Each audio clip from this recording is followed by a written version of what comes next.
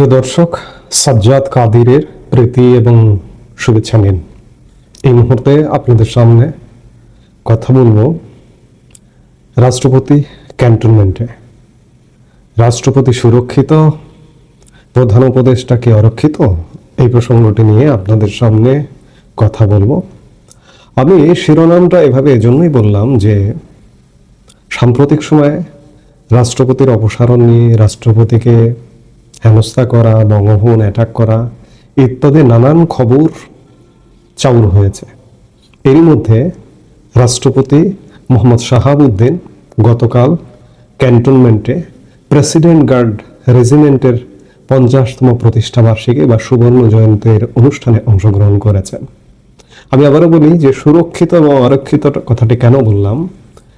Doctor Mohammad Yunus অন্তর্বর্তীকালীন সরকারের প্রধান উপদেষ্টা।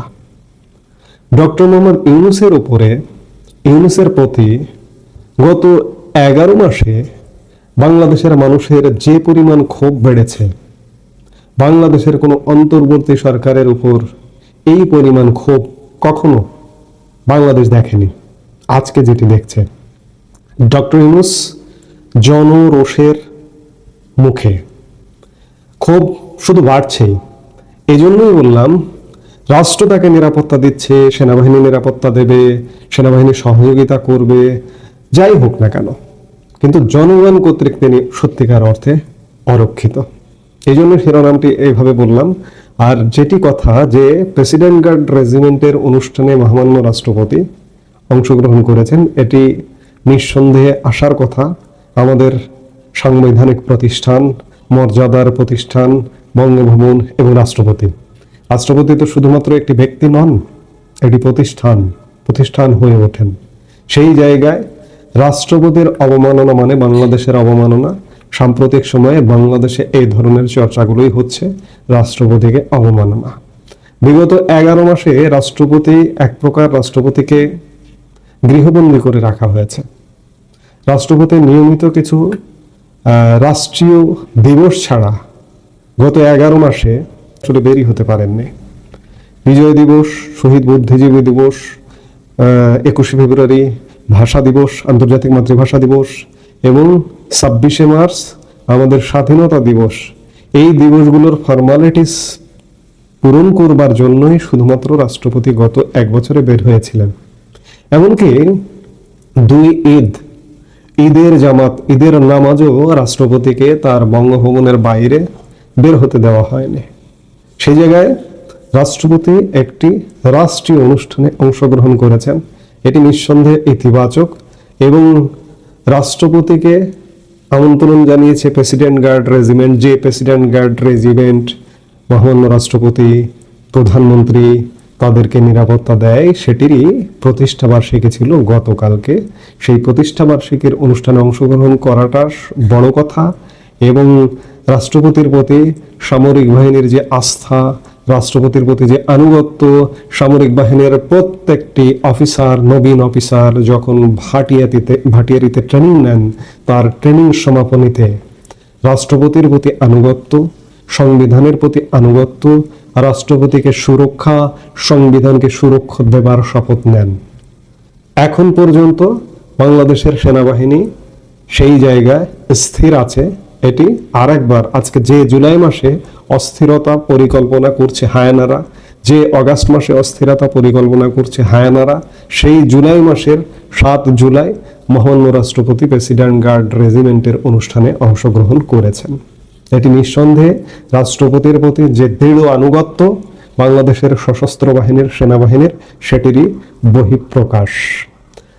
দেখুন, প্রেসিডেন্ট গার্ড রেজিমেন্টের অনুষ্ঠানে কোনো না কোনোভাবে প্রধানমন্ত্রী এবং রাষ্ট্রপতি দুজনই কোনো না কোনো পর্বে যুক্ত থাকেন। বিগত অনুষ্ঠানগুলোতে আমরা যুক্ত থাকতে দেখেছি। প্রধানমন্ত্রী গত বছর ঠিক এই দিনই 49তম প্রতিষ্ঠাবার্ষিকীতে দরবারে অংশ নিয়েছিলেন প্রধানমন্ত্রী শেখ হাসিনা। এবার তো সেই হিসেবে সরকার প্রধান হিসেবে ডক্টর ইউনূসের অংশ নেবার কথা। ডক্টর ইউনূস কেন গেলেন না? কিন্তু আছে। এবার রাষ্ট্রপ্রধানকে দিয়ে দরবার, প্রেসিডেন্ট গার্ড রেজিমেন্টের অনুষ্ঠানে দরবার হয়েছে। তো সেই জায়গা থেকে রাষ্ট্রপতি সুরক্ষিত, প্রধান উপদেষ্টা অরক্ষিত জনগণ কর্তৃক।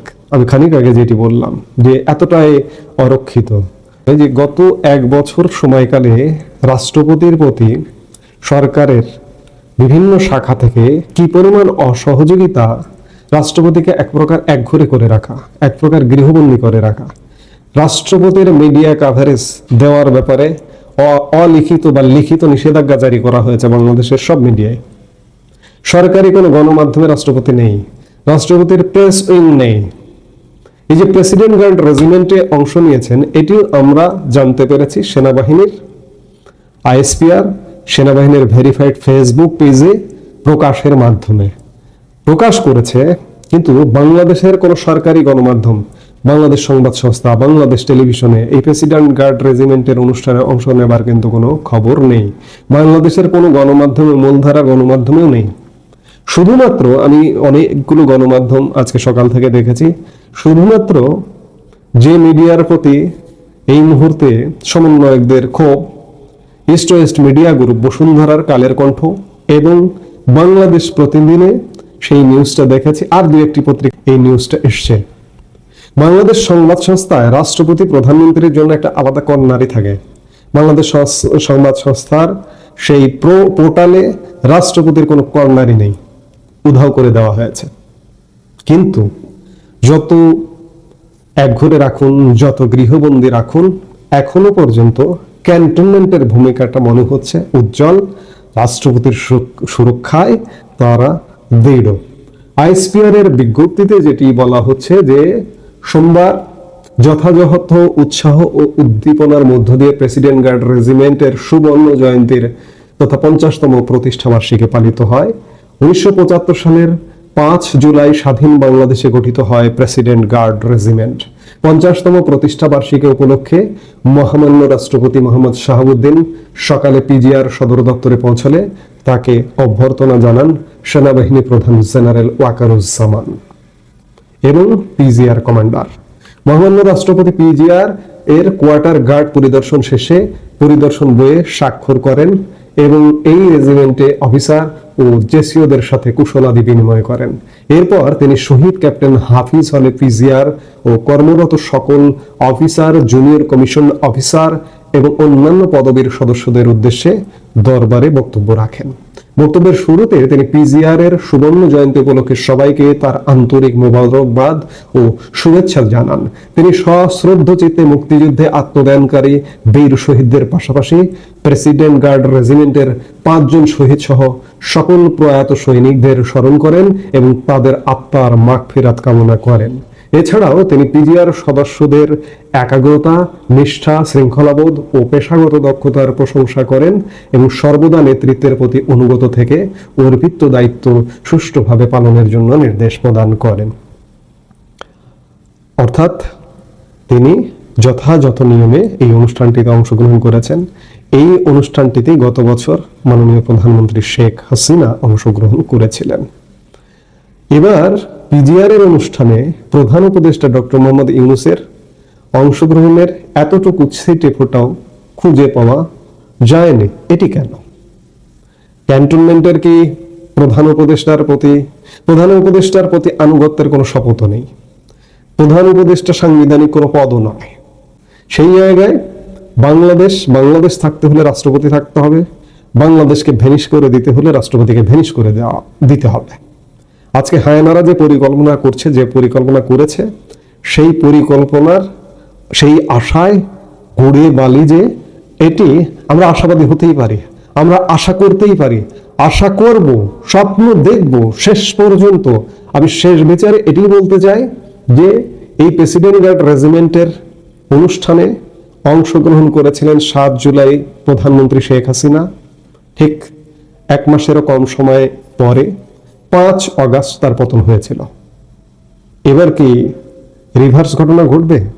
এবার প্রধান উপদেষ্টা ডক্টর মোহাম্মদ ইউনূস অংশগ্রহণ করেননি প্রেসিডেন্ট গার্ড রেজিমেন্টের অনুষ্ঠানে, তাকে নিশ্চয়ই আমন্ত্রণ জানানো হয়নি ক্যান্টনমেন্ট থেকে, যার দরুন তিনি অংশগ্রহণ করেননি। এবার কি হচ্ছে? এবার কি 1 মাসের মধ্যে প্রধান উপদেষ্টার পতন ঘটবে? যাই হোক, যেটি হোক না কেন, জনগণ দ্বারা ইতিমধ্যেই ডক্টর ইউনূস অরক্ষিত হয়ে পড়েছে এবং প্রেসিডেন্ট শাহাবুদ্দিন সুরক্ষিত। জনগণেরও তার প্রতি যথেষ্ট আস্থা আছে, বিশ্বাস আছে, সুরক্ষা আছে। সামরিক বাহিনী তার প্রতি আস্থা আছে, সুরক্ষা আছে, আনুগত্য আছে। এখন পর্যন্ত প্রধান উপদেষ্টা ডক্টর মোহাম্মদ ইউনূসের প্রতি জনগণের অনাস্থা থাকলেও সেনাবাহিনী এখন পর্যন্ত নিরাপত্তা দিয়ে যাচ্ছেন, কিন্তু শেষ পর্যন্ত এতটা অযোগ্য, এতটা অদক্ষ, এতটা ব্যর্থ সরকারকে কতক্ষণ নিরাপত্তা দেবেন, সুরক্ষা দেবেন, সেটি বড় প্রশ্ন হয়ে দেখা দিয়েছে। এখন দেখা যাক যে কি হয় সামনের দিনে। রাষ্ট্রপতি নিয়ে যে কালো মেঘ জমেছিল, সেই মেঘটি অন্ততপক্ষে কেটে গেছে। সংবিধান নিয়ে যে কালো মেঘ জমেছিল, সেটি অন্ততপক্ষে কেটে গেছে। যতই ঐকমত্য কমিশনের বৈঠক করে সংবিধান সংশোধনের আলাপ আলোচনা করুন না কেন, শেষ পর্যন্ত এটি পারবেন না। এবং ডক্টর ইউনূসের সত্যিকার অর্থে নির্বাচন দিয়ে হোক আর যে কোনোভাবে হোক প্রস্থান করতে হবে, এটি নিশ্চিত। আমরা শেষ পর্যন্ত বলতে চাই যে আমাদের মহামান্য রাষ্ট্রপতি সুরক্ষিত এবং ডক্টর ইউনূস অরক্ষিত। প্রথমত জনতার কাছ থেকে অরক্ষিত হয়ে আছেন, জনরোষ বাড়ছে এবং শেষ পর্যন্ত জনরোষ যদি বাড়ে, জনতা যদি চায়, সেনাবাহিনীও সেটি চাইবে। আমরা সেই দিনটি দেখবার অপেক্ষায় রইলাম। এই মুহূর্তে এ পর্যন্তই। সবাই ভালো থাকুন, সুস্থ থাকুন।